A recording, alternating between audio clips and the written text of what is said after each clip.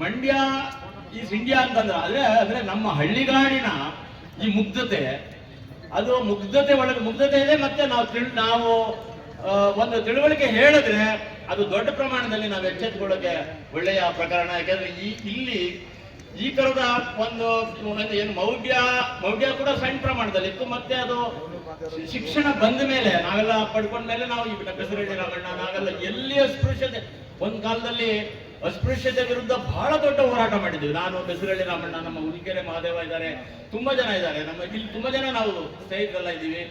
ಎಲ್ಲ ಒಟ್ಟಾಗಿ ಅದನ್ನ ಪ್ರತಿ ಸಲ ಪತ್ರಿಕೆಯಲ್ಲಿ ಬರ್ದಿದ್ದೀವಿ. ಇದು ನಾವು ಆಮೇಲೆ ಎಲ್ಲಿ ತೊಂದರೆ ಆದ್ರೂ ಕೂಡ ಖಾದ್ರಿ ಶಾಮಣ್ಣ ಮತ್ತೆ ಈ ತರದ ಪ್ರಜಾವಾಣಿ ಪತ್ರಿಕೆಯಲ್ಲಿ ತುಂಬಾನೇ ಬರ್ತಾ ಇತ್ತು. ಹಾಗಾಗಿ ಮೌಢ್ಯದ ವಿರುದ್ಧ ಹೋರಾಟ ಮಾಡಬೇಕು. ಈಗಂತೂ ಇದು ಆಪತ್ ಬಂದಿದೆ. ಕೆರಗೋಡಿನ ಅಂತ ಒಂದು ಪ್ರಶಾಂತವಾದ ಒಂದು ಜಾಗದಲ್ಲಿ, ಹಳ್ಳಿನಲ್ಲಿ ಇಲ್ಲೆಲ್ಲ ಕೂಡ ಮನಸ್ಸನ್ನು ಕೆಡಿಸ್ಬೋದು ಅಂದ್ರೆ ಆಗಲ್ಲ. ಅನೇಕರಿಗೆ ಅದನ್ನೆಲ್ಲ ಚರ್ಚೆ ಮಾಡಿದ್ದಾರೆ, ಬರ್ದಿದ್ದಾರೆ. ನೋಡಿ, ಇದು ಈ ತರದ ಅನ್ಯಾಯದ ಒಂದು ಚಟುವಟಿಕೆಗಳನ್ನ ಮಂಗಳೂರಿನಲ್ಲಿ ಶುರು ಮಾಡಿದ್ರು, ಅದು ಕೊಡಗನ್ ತನಕ ಬಂತು, ಮಲೆನಾಡನ್ನ ಆವರಿಸ್ಕೊಳ್ತು, ಇದು ಮಂಡ್ಯಕ್ಕೆ ಬಂದಿದ್ದಾರೆ. ಮಂಡ್ಯದಲ್ಲಿ ಇದು ನಮ್ಮ ಸಾಮಾನ್ಯ ಜನ ಅವಕಾಶ ಕೊಡೋದಿಲ್ಲ ಅಂತ ನಾನು ಅನ್ಕೊಂಡಿದ್ದೀನಿ. ಯಾಕೆಂದ್ರೆ ನಾವು ಇದನ್ನ ಹತ್ತದಿಂದ ನಾವು ನೋಡಿದ್ವಿ. ಯಾಕೆಂತಂದ್ರೆ ಯಾವುದೇ ಬಗೆಯ ಅನ್ಯಾಯನ ನಾವು ಸಹಿಸ್ಕೊಳ್ಬಾರ್ದು. ನೋಡಿ, ಇಂದಿರಾ ಗಾಂಧಿ ಅವರು ಎಷ್ಟೇ ಬಡವರ ಪರ ಇದ್ರು ಕೂಡ ಅಭಿವ್ಯಕ್ತಿ ಸ್ವಾತಂತ್ರ್ಯದ ವಿರುದ್ಧ ಇದ್ದದ್ರಿಂದ ನಾವೆಲ್ಲ ಹೋರಾಟ ಮಾಡಿದ್ವಿ. ಮಹಾದೇವ ಅವರು ಪದೇ ಪದೇ ಹೇಳ್ತಾ ಇದ್ರು, ನಮ್ಮ ಮುಖಕ್ಕೂ ಕನ್ನಡಿ. ಆಗ ನಾವು ಹೇಳ್ತಾ ಇದ್ವಿ, ನಾವೆಲ್ಲ ನಮ್ಮ ಚಂದ್ರಶೇಖರ್ ಪಾಟೀಲ್ ಜೈಲಲ್ಲಿದ್ರು. ದೇವರಾಜ ಅರಸು ಎಷ್ಟು ದೊಡ್ಡ ವ್ಯಕ್ತಿ ಅಂದ್ರೆ, ಅರಸು ರಾಕ್ಷಸ ಅಂತ ಪದ್ಯ ನಾನೇ ಅದ್ರ ಪಬ್ಲಿಷರ್ ಆಗಿ, ಅರಸು ರಾಕ್ಷಸ ಮಂತ್ರಿಯ ಮೂವ ಮೊರೆವ ಹುಲಿ ಪರಿವಾರ ಹದ್ದಿನ ನೆರವಿ ಬಡಬರ ಭಿನ್ನಪವ ನಿನ್ನಾರು ಕೇಳುವರು ಅಂತ ಅಲ್ಲಿ ಬರೆದವರು. ಉರಿಯುತ್ತಿದೆ ದೇಶ, ನಾವಿನ್ನಿರಲು ಬಾರದು ಎನ್ನುತ್ತಾ ಬೇಸರದ ಬೇಗೆಯಲ್ಲಿರದಲೇ ಭೂಪಾಲ ಕೇಳೆಂದ ಅಂತ ಮೊದಲನೇ ಪುಟದಲ್ಲೇ ನಾವು ಪದ್ಯ ಹಾಕಿದ್ವಿ. ನಾನೇ ಅದರ ಪಬ್ಲಿಷರ್. ನೋಡಿ, ದೇವರಾಜ ಅರಸು ಎಷ್ಟು ದೊಡ್ಡ ವ್ಯಕ್ತಿ ಅಂದ್ರೆ, ನಾವೆಲ್ಲ ತುಂಬಾ ಹೋರಾಟ ಮಾಡಿದ್ರು ಕೂಡ ಅವರು ಬಡವರ ಪರ ಇದ್ದಾರೆ, ನಾನು ಜೈಲಿಗೆ ಹಾಕಲ್ಲ ಅಂತ ಅಂದ್ರು. ನಮ್ ಚಂದ್ರಶೇಖರ್ ಪಾಟೀಲ್ ಅನ್ನೋ ಜೈಲಲ್ಲಿದ್ರು. ಅವ್ರ ಜೈಲಲ್ಲಿ ಬರೆದ ಪದ್ಯಗಳಿಗೆ ನಾವು ಅದನ್ನ ತಂದ್ವಿ. ನಾವು ನೋಡಿ, ಅಷ್ಟೊತ್ತಿಗೆ ಇಲ್ಲಿ ನೋಡಿ, ಬಸವಲಿಂಗಪ್ಪ ಎಷ್ಟು ವೈಚಾರಿಕವಾದ ಅಂಬೇಡ್ಕರ್ ಅವರ ನಿಜವಾದ ಪ್ರತಿರೂಪ. ಅವರು ಸತ್ಯ ಹೇಳದ ಕಾರಣಕ್ಕಾಗಿ, ಅಂದ್ರೆ ನಮ್ಮ ತಲೆ ಒಳಗಡೆನೂ ಮಲ ಇರ್ತದೆ ಅಂತ. ತಲೆ ಮೇಲೆ ಮಲ ಹೊರೋ ಪದ್ಧತಿನ ತಪ್ಪಿಸೋದು ನಮ್ಮ ಕಣ್ಣೆದರಿಗೆ. ತಲೆ ಒಳಗಡೆ ಮಲ ಇರ್ತದೆ, ಅದನ್ನ ತೆಗೆದಾಕೋ ಇದನ್ನ ಮಾಡಿದಾಗ ಇದೇ ಕುವೆಂಪು ಅವರು ಆಶ್ಚರ್ಯಪಟ್ಟರು. ಈ ಕಾಲದಲ್ಲೂ ಸತ್ಯ ಹೇಳಿ ಅಧಿಕಾರ ಕಳ್ಕೊಳ್ಳೋನೊಬ್ಬ ಇದ್ದಾನಲ್ಲ, ಆ ಪುಣ್ಯಾತ್ಮನ ನೋಡ್ಬೇಕು ಅಂತ ಅರ್ಧ ಗಂಟೆ ಕಾದಿದ್ರು. ಅವತ್ತು ಬರೋದು ಲೇಟ್ ಆಯ್ತು. ನಾನೇ ಆಮೇಲೆ ಅವರ ಕುವೆಂಪು ಅವ್ರ ಮನೆ ಕರ್ಕೊಂಡೋದೆ. 3 ಗಂಟೆ 4 ಗಂಟೆ. ನಾನು 40 ವರ್ಷದಿಂದ ಬರದೆ, ಗುಡಿ ಚರ್ಚು ಮಸೀದಿಗಳ ಬಿಟ್ಟು ಹೊರ ಬನ್ನಿ, ಬಡತನವ ಬುಡಮಟ್ಟ ಕೀಳ ಬನ್ನಿ ಅಂತ. ಅದು ಏನೂ ಆಗ್ಲಿಲ್ಲ ಜನಕ್ಕೆ. ಈಗ ನೀವು ಹೋರಾಟ ಮಾಡ್ತಾ ಇದ್ದೀರಿ, ನೀವು ಅಧಿಕಾರ ಕಳ್ಕೊಂಡಿದ್ದೀರಿ, ಸತ್ಯ ಹೇಳಿ ಇಂಥ ಒಬ್ಬ ಪುಣ್ಯಾತ್ಮ ಇದ್ದಾನಲ್ಲ ಅಂತ ನಮಗೆ ಸಂತೋಷ ಆಯ್ತು ಅಂತ. ಅಷ್ಟರಲ್ಲಿ ತೇಜಸ್ವಿ ಕೂಡ ಬಂದರು. 3 ಗಂಟೆ ಅವ್ರ ಜೊತೆಲಿದ್ವಿ. ಇಲ್ಲಿ ಇದೇ ಮಂಡ್ಯದಲ್ಲಿ ನಾವು ಇಲ್ಲಿರೋ ಅನೇಕ ಸ್ನೇಹಿತರಿದ್ದಾರೆ. ರೈತ ಸಭಾಂಗಣದಲ್ಲಿ ಅವರಿಗೆ ದೊಡ್ಡ ಸನ್ಮಾನ ಮಾಡಿದ್ವಿ. ಇಲ್ಲಿ ಮಾಯಿಗೌಡರು ಈಗ ಹೊರಗಡೆ ಹೋಗಿದ್ದಾರೆ, ಅವರೇ ಅದರ ನೇತೃತ್ವ ಕೂಡ ವಹಿಸಿದ್ರು. ಹಾಗಾಗಿ ಈ ಮಂಡ್ಯ ಅಂದ್ರೆ ಇದು ನಮ್ಮ ಮೈಸೂರು ಬೆಂಗಳೂರು ನಡುವೆ ಒಂದು ಕೃಷ್ಣರಾಜ ಒಡೆಯರ್ ಒಂದು ಬಹಳ ಅದ್ಭುತವಾದ ಮೊಟ್ಟ ಮೊದಲನೇ ಬಾರಿಗೆ ನಮ್ಮ ಮಳವಳ್ಳಿನಲ್ಲಿ ದಲಿತರಿಗೂ ಕೂಡ ಶಿಕ್ಷಣ ಕೊಡಬೇಕು ಅಂತ. ದಲಿತರು ನೋಡಿ, ಮಳವಳ್ಳಿಯಿಂದ ಚಾಮರಾಜನಗರ ತನಕ ಇವತ್ತು ಪ್ರತಿ ದಲಿತರ ಮನೆಯಲ್ಲೂ ಏನಿಲ್ಲ, ಒಬ್ಬ ಅಟೆಂಡರ್ ಆಗಿ ಒಂದು ಗುಮಾಸ್ತ ಆಗಿ ಅವನು ಸಿಟಿಗೆ ಬಂದ ಅಂದ್ರೆ ಅವ್ರ ಮಕ್ಕಳಿಗೆ ಸ್ಕೈ ಇಸ್ ದ ಲಿಮಿಟ್ ಅಂತ. ದೇಶ ವಿದೇಶದಲ್ಲಿ ದೊಡ್ಡವರಾಗಿರ್ತಾರೆ. ಹಾಗಾಗಿ ಈ ಕೃಷ್ಣರಾಜ ಒಡೆಯರು, ಆಮೇಲೆ ಫ್ರೇಜರ್ ಅಂತ ಒಬ್ಬ ದೊಡ್ಡ ಮಹಾತ್ಮ ಕೃಷ್ಣರಾಜ ಒಡೆಯರಿಗೆ ತಿಳುವಳಿಕೆ ಕೊಟ್ಟಂತ, ಅವನೇನೆ ಶಾಹು ಮಹಾರಾಜರಿಗೆ. ಹಾಗಾಗಿ ನಾವು ಭಾರತದ ವಿಚಾರಧಾರೆಯಲ್ಲಿ ಈ ತರದ ಹೋರಾಟ ಇದಿದೆ. ಮನುಷ್ಯನಲ್ಲಿ ಒಳ್ಳೆತನ ಇದ್ದೇ ಇದೆ. ನಮ್ಮ ಅನೇಕ ಸ್ನೇಹಿತರು ಅದೆಲ್ಲ ಹೇಳ್ತಾ ಇದ್ರು, ಇದನ್ನ ಎಲ್ಲೋ ತಗೊಂಡೋದ್ರೆ ಎಲ್ಲೆಲ್ಲೋ ಹೋಗ್ಬಿಡ್ತದೆ ಅಂತೇಳಿ. ಹಾಗಾಗಿ ಅನ್ಯಾಯವಾಗಿ ಇದು ಬುದ್ಧ ಇದು ಇಲ್ಲೇನೆ ನಮ್ಮ ಶ್ರವಣ ಬೆಳಗೊಳ ಇಲ್ಲೇ ಹತ್ರ. ಇಲ್ಲಿ ಒಂದ್ ಕಾಲಕ್ಕೆ ನಾವೆಲ್ಲ ಜೈನರಾಗಿದ್ವಿ, ಒಂದ್ ಕಾಲಕ್ಕೆ ಬೌದ್ಧರಾಗಿದ್ವಿ. ಮತ್ತೆ ಬದಲಾವಣೆಗಳಾಗ್ತಿರ್ತದೆ. ಎಲ್ಲಕ್ಕಿಂತ ಹೆಚ್ಚಾಗಿ ಇತಿಹಾಸದ ವ್ಯಕ್ತಿಗಳು, ನಮ್ಮ ದಲಿತ ಜನಾಂಗದಿಂದ ಬಂದ ಮಹಾನುಭಾವರು, ನಮ್ಮ ಮಂಡ್ಯಸ್ವಾಮಿ ಮತ್ತು ಮಹದೇಶ್ವರ, ನಮ್ಮ ಬಡ ಜನಗಳು, ಶ್ರಮಜೀವಿಗಳ ಋಣದ ಮಕ್ಕಳು ಅಂತ ಹೇಳ್ತೀವಿ. ಯಾವುದೇ ಮುಖ್ಯಮಂತ್ರಿ, ಯಾವುದೇ ಪ್ರಧಾನಿ, ಯಾವುದೇ ಇವನು ಅಕ್ಷರವ ಕಲಿತಾತ ಒಕ್ಕಲನ್ನು ದಿನ ಕಲಿತಾತ. ಅಕ್ಷರ ಕಲಿತವರೇ ಜನತೆಯ ಶತ್ರುಗಳಾಗಿದ್ದಾರೆ ಅಂತ ನಮ್ಮ ಸರ್ವಜ್ಞ ಅಂತ ಕವಿ ಹೇಳ್ತಾನೆ. ಯಾಕೆ ಅಂತಂದ್ರೆ ಇವತ್ತು ಅಕ್ಷರ ಕಲ್ತವ್ರೆ ಶ್ರಮಜೀವಿಗಳ ಋಣ ಮಕ್ಕಳು ವಾಸ್ತವವಾಗಿ. ಆದ್ರೆ ಶ್ರಮಜೀವಿಗಳಿಗೆ ತೊಂದರೆ ಕೊಡ್ತಿರೋದು ಅಕ್ಷರ ಕಲ್ತವ್ರೇನೆ. ಹಾಗಾಗಿ ನಮ್ಗೆ ಅತ್ಯುತ್ತಮ ಸಂವಿಧಾನ ಇದ್ರೂ ಕೂಡ ಆ ಸಂವಿಧಾನಕ್ಕೆ ನಾವು ಅಪಚಾರ ಮಾಡ್ತಾ ಇದ್ದೀವಿ. ಆ ಅಪಚಾರವನ್ನ ನಾವು ಸಹಿಸಿಕೊಳ್ಳಲಿಕ್ಕೆ ಸಾಧ್ಯ ಆಗೋದಿಲ್ಲ. ಮಂಡಿದಂತ ಒಂದು ನಿಜವಾದ ಒಂದು ಮುಗ್ಧತೆಯ ಮತ್ತು ವಿವೇಕದ ಪರ ಇರ್ತಕ್ಕಂಥ ಒಂದು ಇದರಲ್ಲಿ ನಾವು ಈಗ ಹೋರಾಟ ಮಾಡುವ. ಆವಾಗ ನಾವು ಹೇಳ್ತಾ ಇದ್ವಿ, ಇಂದಿರಾ ಗಾಂಧಿ ಅವರು ನೋಡಿ ನಮ್ಗೆ ಅಲ್ಲಿ ಬಹಳ ಒಳ್ಳೆ ಇವರೆಲ್ಲ ಇದ್ರು, ನಮ್ಮ ಸ್ವಲ್ಪ ನೀರು ಬೇಕು ಅರ್ಸು ಅವ್ರ ಜೊತೆಗೆ ನಾವು ಹೋರಾಟ ಮಾಡ್ತಾ ಇದ್ರು. ಎಷ್ಟೋ ಜನ ಅವಿವೇಕಿಗಳು ಅರಸು ರಾಕ್ಷಸ ಅಂತ ಬರೆದುಬಿಟ್ಟಿದ್ದಾರೆ, ಏನು ನೀವು ಅವ್ರನ್ನೆಲ್ಲ ಹಾಗೆ ಬಿಟ್ಟಿದ್ದೀರಿ ಅಂತ. ಸಿದ್ದಲಿಂಗಯ್ಯನವರು ಅಷ್ಟೇ, ಉತ್ತರ ದಿಕ್ಕಿನ ರಾಣಿಯೊಬ್ಬಳು ಅಂತ, ಅವಾಗ ಇನ್ನ ವಿದ್ಯಾರ್ಥಿ ಅವರು. ಆ ಪುಸ್ತಕನೂ ನಾನೇ ಪಬ್ಲಿಷ್ ಮಾಡೋದು. ನಾವೆಲ್ಲ ಒಟ್ಟಿಗೆ ಇದ್ವಿ, ಡಿ ಆರ್ ನಾಗರಾಜ್, ನಾವೆಲ್ಲ ಇಲ್ಲಿ ತುಂಬಾ ಹೋರಾಟಕ್ಕೆ ಭಾಗವಹಿಸಿದ್ದೀವಿ. ಕಾಡ್ಕೊತ್ನಳ್ಳಿಗೆ ಇಲ್ಲಿಂದ ನಾವು ಕಾಲ್ನಡಿಗೆನಲ್ಲೇ ಹೋಗಿದ್ದೀವಿ, ಅದೆಲ್ಲ ಇರಲಿ. ಹೀಗಾಗಿ ನಮಗೆ ಆವಾಗ ನಾವು ಒಂದು ಮಾತು ಹೇಳ್ತಾ ಇದ್ವಿ, ಅದು ಮಹಾದೇವ ಬಹಳ ಚೆನ್ನಾಗಿ ಹೇಳ್ತಾ ಇದ್ರು. ಆ ಕಾಲದಲ್ಲಿ ಇದನ್ನ ಏನು ರಾಕ್ಷಸ ಅಂತ ನಿಮ್ಗೆ ಹೇಳ್ಬಿಡೋರು, ಏನ್ ಸ್ವಾಮಿ ಅವ್ರನ್ನ ಅರೆಸ್ಟ್ ಮಾಡ್ತಿಲ್ಲ ಅಂತ ಯಾರೋ ತಿಳುವಳಿಕೆ ಇಲ್ಲದ ಮಂತ್ರಿಗಳು ಹೋಗಿದ್ರು. ನಾವು ಬಸವಲಿಂಗಪ್ಪನವ್ರ ಜೊತೆಗೆ ಜಗಳ ಆಡಿ ಬರ್ತಿದ್ವಿ. ಕೆ ಎಸ್ ರಂಗನಾಥ್ ಅವರು ಅವರೆಲ್ಲ ಕ್ಯಾಬಿನೆಟ್ ನಲ್ಲಿದ್ರು. ನಮ್ಮ ಕೃಷ್ಣ ಅವ್ರ ಜೊತೆಗೆ ಎಸ್ ಎನ್ ಕೃಷ್ಣ ಕೂಡ ಇದ್ರು. ಯಾಕೆ ನೀವು ಇದೆಲ್ಲ ಮಾಡ್ತೀರಿ ಅಂತಂದ್ರೆ, ಇಲ್ಲ ಅದು ನಾವು ಇಷ್ಟಾಗಿಯೂ ನಾವು ಬಡವರ ಪರ ಇದ್ದದ್ದು ನಿಜ ಇಂದಿರಾ ಗಾಂಧಿ, ಆದ್ರೆ ಅಭಿವ್ಯಕ್ತಿ ಸ್ವಾತಂತ್ರ್ಯದ ಹರಣ ಆಗಿತ್ತು, ಅದು ತಪ್ಪು ಅಂತ ಹೇಳಿ ನಾವು ಇದು ಮಾಡಿದ್ವಿ. ಅದಕ್ಕೆ ಅವರು ದೇವರಾಜ ಹೆಸರು ಇಲ್ಲ ನಾನು ಅವರು ಬಡವರ ಪರ ಇರೋರು, ನಾನು ಬಡವರ ಪರ. ಬಡವರ ಭಿನ್ನಪವನ್ನ ನಾನು ಕೇಳ್ತಾ ಇದ್ದೀನಿ. ನಾನು ನನ್ನ ಬಗ್ಗೆ ಹೇಳ್ತಾ ಇಲ್ಲ, ಕೆಟ್ಟ ಪರಿಸ್ಥಿತಿ ಬಗ್ಗೆ ಅವ್ರು ಹೇಳ್ತಿದ್ದಾರೆ. ಕೆಟ್ಟ ಪರಿಸ್ಥಿತಿ ಇದ್ರೆ ಅವರು ಹೋರಾಟ ಮಾಡ್ತಿದ್ದಾರೆ, ನಾನು ಅವ್ರ ಪರ ಇದ್ದೀನಿ ಅಂತ ಅವರು ಹೇಳ್ತಾ ಇದ್ರು.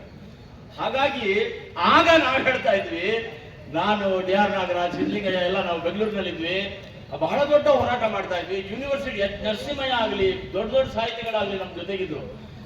ಆವಾಗ ನಾವು ಹೇಳ್ತಾ ಇದ್ವಿ, ನಾವು ಸುಮ್ಮನಿದ್ರೆ ಯಾವುದೇ ಕಾಲದಲ್ಲಿ ಅನ್ಯಾಯದ ವಿರುದ್ಧ ನಾವು ಮಾತಾಡದೆ ಹೋದ್ರೆ ಅವರು ಸತ್ತಂಗೆ ಲೆಕ್ಕ. ಇಂದಿರಾ ಗಾಂಧಿಯವರು ಅವರ ಆಡಳಿತದ ಇದಾಗಿ ಅವಿವೇಕದಿಂದ ಅವರು ಒಳ್ಳೆ ಕೆಲಸ ಬಹಳ ಮಾಡಿದ್ದಾರೆ, ತುಂಬಾ ಒಳ್ಳೆ ಕೆಲಸ ಮಾಡಿದ್ದಾರೆ. ದೇವರಾಜ ಅರಸು ತುಂಬಾ ಒಳ್ಳೆ ಕೆಲಸ ಮಾಡಿದ್ದಾರೆ. ಆದ್ರೆ ಅಭಿವ್ಯಕ್ತಿ ಒಂದು ಪ್ರಜಾಪ್ರಭುತ್ವ ವ್ಯವಸ್ಥೆನಲ್ಲಿ ಅಭಿವ್ಯಕ್ತಿ ಸ್ವಾತಂತ್ರ್ಯನ ಹರಣ ಮಾಡೋದಿದೆಯಲ್ಲ, ಅದು ಮಹಾಪಾತಕ. ಒಂದು ವೇಳೆ ಅದನ್ನ ಒಪ್ಕೊಂಡು ನಾವು ಸುಮ್ಮನಿದ್ರೆ, ಅದು ಇಂದಿರಾ ಗಾಂಧಿಯವರ ದೌರ್ಜನ್ಯದ ಮುಖಕ್ಕೆ ಹಿಡಿದ ಎಮರ್ಜೆನ್ಸಿ ಅನ್ನೋದು, ಇಂದಿರಾ ಗಾಂಧಿಯವರ ದೌರ್ಜನ್ಯದ ಮುಖಕ್ಕೆ ಹಿಡಿದ ಕನ್ನಡಿ ಹೇಗೋ ಹಾಗೆ ನಮ್ಮ ಹೆಂಬೇಡಿ ತನಕ್ಕೆ ಹಿಡಿದ ಕನ್ನಡಿ ಆಗ್ತದೆ, ನಮ್ಮ ಮುಖಗಳಿಗೂ ಕನ್ನಡಿ ಆಗ್ತದೆ ಅಂತ. ಆ ಕಾರಣಕ್ಕೆ ಇಲ್ಲಿ ಎಷ್ಟೆಷ್ಟು ನನಗೆ ಬೇರೆ ಬೇರೆ ತಲೆಮಾರಿನ ಬೇರೆ ಬೇರೆ ಸಂಘಟನೆಯ ಅತ್ಯುತ್ತಮವಾದ ನಮ್ಮ ನಾಯಕರೆಲ್ಲ ಇಲ್ಲಿ ಬಂದಿದ್ದಾರೆ. ಒಬ್ಬರಿಗಿಂತ ಒಬ್ರು ಬಹಳ ತ್ಯಾಗ ಮಾಡಿದವರಿದ್ದಾರೆ. ಇಲ್ಲಿ ಮಂಡ್ಯ ಜಿಲ್ಲೆಯಲ್ಲಿ ಬೇರೆ ಬೇರೆ ಜಿಲ್ಲೆಗಳಿಂದ ಇಲ್ಲಿ ಬಂದಿದ್ದಾರೆ. ಹಾಗಾಗಿ ಆ ಸ್ನೇಹಿತರೆಲ್ಲ ಕೂಡ ಬಹಳ ಅವರು ಇಂಟೆನ್ಸಿವ್ ಆಗಿ, ಬಹಳ ಮುಖ್ಯವಾಗಿ ಹೊಸ ಕಾಲದ ಒಂದು ಆದ್ಯತೆಗಳೇನು, ನಮ್ಮ ಹೋರಾಟ ಹೇಗಿರ್ಬೇಕು, ಪ್ರಜಾಪ್ರಭುತ್ವ ಉಳಿಬೇಕು, ಪ್ರಜಾಪ್ರಭುತ್ವದಲ್ಲಿ ಮಾತ್ರ ನಾವು ಈ ಸಕಲ ಸತ್ಯಗಳನ್ನು ಮಾತಾಡೋಕೆ ಸಾಧ್ಯ ಇರೋದು, ಯಾರನ್ನಾದ್ರೂ ಪ್ರಶ್ನೆ ಮಾಡೋದಿರೋದು. ಹಾಗಾಗಿ ಸಂವಿಧಾನದ ಒಂದು ತತ್ವಗಳಿಗೆ ಪೂರಕವಾಗಿ ಈ ನೆಲ ಮೊದಲಿಂದ ಇದೆ. ನಾನು ಬಹಳ ಎಳೆ ವಯಸ್ಸಿನಿಂದ ನಾನು ಇಲ್ಲಿ ನೋಡಿದ್ದೀನಿ, ಯಾರ ಸ್ವಾತಂತ್ರ್ಯಕ್ಕೂ ಧಕ್ಕೆ ಆಗಬಾರದು ಮತ್ತು ಎಲ್ಲರಿಗೂ ಒಂದು ಸಮಾನತೆ ಬರಬೇಕು, ನಿಜವಾದ ಸಹೋದರ ಭಾವ ಮನುಷ್ಯರು. ಏಕೆಂದ್ರೆ ಮನುಷ್ಯರೆಲ್ಲ ಒಂದೇ ಅನ್ನೋದು ನೋಡಿ. ಇವ್ರ ಬಗ್ಗೆ ಹೇಳ್ತಾ ನೋಡಿ, ಮಾಮೂಲಿ ರಾಜಕಾರಣಿ ಅಲ್ಲ ನಮ್ಮ ಕೆ ವಿ ಶಂಕರ್ ಗೌಡರು. ಎಷ್ಟು ಓದ್ಕೊಂಡಿದ್ರು ಅಂದ್ರೆ, ಈ ವಿದ್ಯಾಸಂಸ್ಥೆನಲ್ಲಿ ಬೀದರ್ನಿಂದ ಗುಲ್ಬರ್ಗದಿಂದ ಯಾವನೊಬ್ಬ ಬಡವ ಬಂದ್ರೆ ಅವನಿಗೆ ಸಹಾಯ ಮಾಡ್ತಾ ಇದ್ರು. ಅಷ್ಟೇ ಅಲ್ಲ, ನಾವು ಗೋಪಾಲ್ ಗೌಡ್ರ ಬಗ್ಗೆ ಮಾತಾಡ್ತೀವಿ, ಪ್ರಾಮಾಣಿಕ ರಾಜಕಾರಣಿಗಳ ಬಗ್ಗೆ ಮಾತಾಡ್ತೀವಿ, ಕಮ್ಯುನಿಸ್ಟರು ಎಷ್ಟೋ ಜನ ಹೋರಾಟಗಾರರಿದ್ದಾರೆ, ಸಮಾಜವಾದಿಗಳಿದ್ದಾರೆ. ನೋಡಿ, ಈ ಕಾಲದಲ್ಲೂ ಕೂಡ ರಾಜಕೀಯದಲ್ಲಿದ್ದ ಒಬ್ಬ ವ್ಯಕ್ತಿ ಮನೆ ಮಠ ಎಲ್ಲ ಮಾಡಿಕೊಂಡು ಅವರ ಪತ್ನಿ, ಅವರ ಜೀವನ ಸಂಗಾತಿ ಬಾಡಿಗೆ ಮನೆಯಲ್ಲಿದ್ರು ಅಂದ್ರೆ ಪ್ರಾಮಾಣಿಕವಾದವರೇ.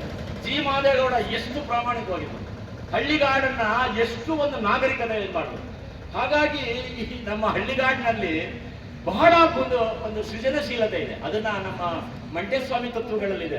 ಎಲ್ಲಾ ದೇವರನ್ನು ಬಿಟ್ಬಿಟ್ಟು ಒಂದಿದೆ, ಮನೆ ದೇವರನ್ನು ಬಿಟ್ಬಿಟ್ಟು ಮಂಟೇಸ್ವಾಮಿಗೆ ಹೋದ್ರು. ಯಾಕೆ ಅಂದ್ರೆ ಅದು ಎಕನಾಮಿಕ್ಸ್ ನಲ್ಲಿ ಒಂದು ಮಾತು ಬರ್ತದೆ. ಈ ಮಾತು ಹೇಳಿ ನಾನು ಮುಗಿಸ್ತೀನಿ. ಅದು ನಮ್ಮ ಅಂಬೇಡ್ಕರ್ ಅವರು ಎಕನಾಮಿಕ್ಸ್ ಅಲ್ಲಿ PhD ಮಾಡಿದವರು, ಲೋಹಿಯಾ ಅವರು ಎಕನಾಮಿಕ್ಸ್ ಅಲ್ಲಿ PhD ಮಾಡಿದವರು. ಎಕನಾಮಿಕ್ಸ್ ಏನ್ ಹೇಳುತ್ತೆ ಅಂದ್ರೆ, ಕಾಲಚಕ್ರದ ಉರುಳೊಂದು ವೀಲ್ ಆಫ್ ಹಿಸ್ಟ್ರಿ ಅಂತಲೇನೆ. ವೀಲ್ ಆಫ್ ಹಿಸ್ಟ್ರಿ, ಕಾಲಚಕ್ರದ ಉರುಳಿನಲ್ಲಿ ಮೇಲಿರೋರು ಕೆಳಗಡೆ ಬರ್ತಾರೆ, ಕೆಳಗಿರೋರು ಮೇಲೆ ಹೋಗ್ತಾರೆ. ಅದನ್ನ ನಮ್ಮ ತತ್ವ ಪದದಲ್ಲಿ ನಮ್ಮ ಮಂಟೇಸ್ವಾಮಿಯ ಹಿನ್ನೆಲೆಯ ತತ್ವಪದದಲ್ಲಿ ಬರ್ತದೆ. ಮೇಲು ಕೀಳಾಗತೈತೆ, ಕೀಳು ಮೇಲಾಗತೈತೆ, ಗೌಡ ಪ್ರಭುಗಳೆಲ್ಲ ತೌಡು ತಿಂದು ಹೋಗುತ್ತಾರೆ. ಆಲ್ ಡಿಕ್ಟೇಟರ್ಸ್ ವಿಲ್ ವ್ಯಾನಿಶ್ ಅಗೆ. ಅಹಂಕಾರಿಗಳು, ಸಮಾಜಕ್ಕೆ ಅನ್ಯಾಯ ಮಾಡಿದವರು, ವಿಷಬೀಜ ಬಿತ್ತತಕ್ಕಂಥವ್ರೆಲ್ಲ ಇತಿಹಾಸದ ತಿಪ್ಪೆಗುಂಡಿನಲ್ಲಿ ಬಿದ್ದಿರ್ತಾರೆ. ನಾವು ಇವತ್ತು ನೋಡಿ ಮಹಾತ್ಮ ಗಾಂಧಿ ಯಾಕೆ ನಾವಿಲ್ಲಿ ಫೋಟೋ ಅಂಬೇಡ್ಕರ್ ಯಾಕೆ ಹಾಕೊಂಡಿದೀವಿ? ಅಂಬೇಡ್ಕರ್ ಅವರು ನೋಡಿ ಆ ಮಹಾನಾಯಕ ನೋಡ್ತಾ ಇದ್ರೆ ಕಣ್ಣಲ್ಲಿ ಅವ್ರು ನಮ್ಮೆಲ್ಲರಿಗಿಂತ 1000 ಒಂದು ದುಃಖನ ಅನುಭವಿಸಿದ್ದಾರೆ ಪ್ರತಿ ಸೆಕೆಂಡು ಕೂಡ ಅವರು. ಆಮೇಲೆ ಗಾಂಧೀಜಿ ಒಬ್ಬ ವರ್ತಕ ಹಿನ್ನೆಲೆ ಬನಿಯಾಗಿ ಬಂದು ಪ್ರತಿ ಕ್ಷಣ ಬದಲಾದರು. ದಲಿತರ ಸಲುವಾಗಿ ಆತ ಎಷ್ಟು ಒಂದು ಅವ್ರದೇ ರೀತಿಯಿಂದ ಅವ್ರು ಗೊತ್ತಿಲ್ಲದೆ ಅವಿವೇಕ ಮಾಡಿರ್ಬೋದು, ಪ್ರತಿ ಕ್ಷಣ ಅವರು ಬದಲಾದರು. ಕುವೆಂಪು ಅವರು ಕೂಡ ಎಷ್ಟು ಇದು ಅಂದ್ರೆ, ಇದೊಂದು ಮಾತು ಹೇಳ್ತೀನಿ ನೋಡಿ ಕುವೆಂಪು ಅವ್ರ ಬಗ್ಗೆ. ಕುವೆಂಪು ಅವರು ನಮ್ಮ ಮಹಾರಾಜಾಸ್ ಕಾಲೇಜಲ್ಲಿ ಅವರು ಲೆಕ್ಚರರ್ ಆಗಿರ್ತಾರೆ. ಯುವರಾಜ ಕಾಲೇಜಲ್ಲಿ ನಮ್ಮ ದೇವರಾಜ ಅರಸು ಓದ್ತಿರ್ತಾರೆ. ನಾನೀಗ ಬೆಂಗಳೂರಿನಲ್ಲಿದ್ದೆ. ದೇವರಾಜ ಅರಸರು ಕುವೆಂಪು ಅವ್ರಿಗೆ ಒಂದು ಸನ್ಮಾನ ಆಯ್ತು ಟೌನ್ ಹಾಲ್ ಅಲ್ಲಿ ಬೆಂಗಳೂರಲ್ಲಿ. ಅಲ್ಲಿ ದೇವರಾಜ ಅರಸು ಬರಬೇಕಿತ್ತು. ಇವ್ರು ಕುವೆಂಪು ಅವರು ಸಾಮಾನ್ಯವಾಗಿ ಎಲ್ಲೂ ಹೋಗೋರು, ಬಹಳ ಮುಗ್ಧವಾಗಿ ಬಂದ್ರು. ಹಿಂದಿನ ದಿವಸ ಅವ್ರು ಮುಖ್ಯಮಂತ್ರಿ ಪದವಿ ಹೋಗ್ಬಿಡ್ತು ನಮ್ಮ ದೇವರಾಜ ಅರಸರಿಗೆ. ನಾವು ತಿಳ್ಕೊಂಡ್ವಿ ಅವ್ರು ಬರೋದಿಲ್ಲ ಅಂತ.